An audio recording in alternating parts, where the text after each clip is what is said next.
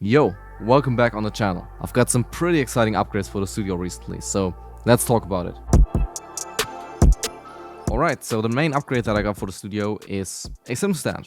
And if you don't know what that is, it's basically like a keyboard stand, like a keyboard rack, just that you have multiple rows on top of each other, allowing you to stack your synths and other, gear on top of each other. And that's really space efficient and also quite ergonomical. So the specific model that I got is the Jaspers 150 19B, which is 150 centimeters wide. It has 4 rows of, possible mountings for synths, and it's about 170 centimeters tall. That's also why it's named like that. And it also comes with a 6 height units 19-inch rack unit, allowing you to mount basically any kind of 19-inch rack gear that you have directly to your synth stand. Now, the assembly would have been rather smooth if it wasn't for my extra needs. So in the product catalog, the 19-inch rack is mounted on the left side of the synth stand, and I wanted to have it on the right side, which in theory shouldn't be a problem. But unfortunately, the whole synth stand came pre-assembled, like somewhat pre-assembled already, which means that I had to take out a few of the mountings and put them on the other side basically. Not a big deal if you're fine with having it on the left side, then it's actually great that the stand is pre-assembled already, partly. But for me, that was a little bit of a hassle. Now, if you know me, I'm mostly making beats in the box, and up until now I only had one hardware synth. So why did I get a synth stand, and why did I get a synth stand that's that big? The stand basically serves 3 different purposes. So first of all, it looks really good in real life and on camera as well. And while that was not my main concern when getting it, it's definitely playing a huge part in, my decision to upgrade to such a thing, especially because on YouTube and Instagram and, all other kind of social media, it definitely makes a difference how you present yourself. And having something that looks cool and, is a little bit interesting in your background definitely makes a difference on how people actually view your videos. Now, second of all, I also just like to play around with gear, and I collect a lot of gear. So having a place to set it up in a pretty ergonomical way that's also quite space saving is just great, If I had the synth stand maxed out with all equipment that would fit on it, and I would try to fit all that equipment on like a table, that table would need to be huge, and by far not as compelling as this is. But that leads me to the third point. I want to collect more gear, and I want to have a space that I can grow into. As you can see right now, the synth stand is still pretty empty. There's only something on the lowest tier and then on the 2 above, but there's also quite some space that's, empty right there and on the top as well. So I have loads and loads of space to add new stuff, and I want to add new stuff, and it's probably not going to be tomorrow, or maybe not even in the next couple of months, but over time I want to build this into something that allows me to be more creative again and make music with passion again, if that makes sense. So I want this area to look really cool, but it also should be functional, like to some extent at least. And in my vision, that's like a big analog playground with hardware gear that I can use without the computer, but that I can also tightly integrate with the computer, meaning I can record every single instrument and effect on its own and, have full control from my DAW as well. That's why the Jaspers 150 19B was actually a really good fit for this room, because it's really big. It's got 4 tiers, meaning I have a lot of room for my stuff. It's also wide and sturdy enough to feature my old Roland keyboard, which is this one on the lowest tier right now. That thing is super heavy.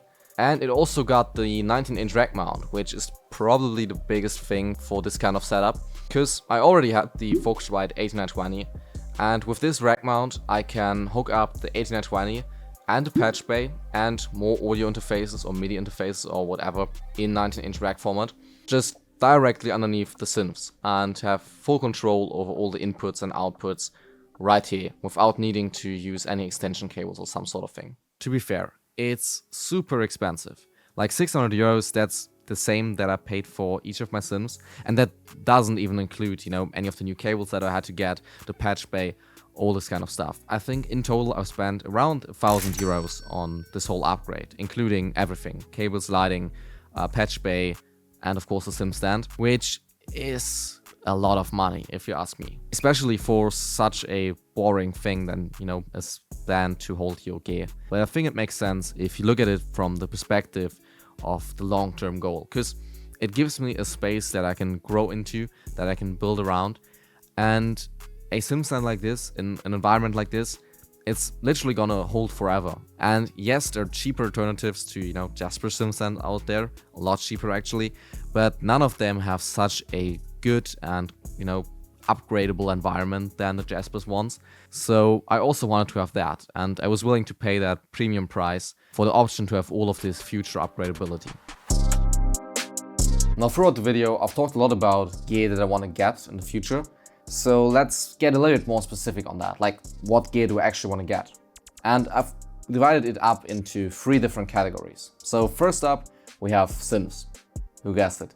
Synths are just super fun to play around with. They're great instruments, I love them. But I just got the Behringer Thomann 12, so that's my new baby, and I haven't really figured it out yet. I really didn't have the time, and also there's so much that you can dive into inside the menus, inside the settings. It's really a beast, and I'll probably wait until I get the next one, like until I know a lot about the Thomann 12.